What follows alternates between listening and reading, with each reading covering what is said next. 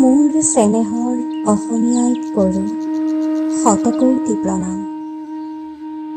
এইখন শংকৰ মাধৱ আৰু আজান ফকীৰৰ দেশ। তথাপিও মই হিন্দু, মুছলমান, খ্ৰীষ্টান বুলি কৰিছোঁ ধৰ্ম, জাতি আৰু ভাষাৰ ভেদাভেদ।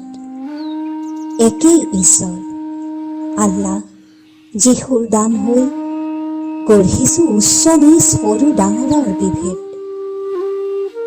আমি হলো সকলো একেই, তেজ মঙহেৰে গঢ়া একোজন মানুহ।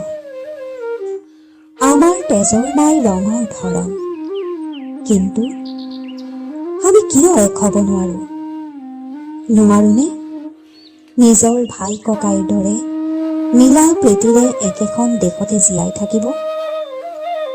কেৱল সৃষ্টি কৰিছোঁ হিংসা, ঈৰ্ষা, কটামৰা খেল। আমাক এই শিক্ষাৰ নীতি শংকৰ মাধৱ আজান ফকীৰেতো দি যোৱা নাই। আহা, আমি এই সকলোবোৰ এৰি আগুৱাই লৈ যাওঁ সকলোৰে কল্যাণৰ হকে আমাৰ মাতৃভূমি অসমীয়াই।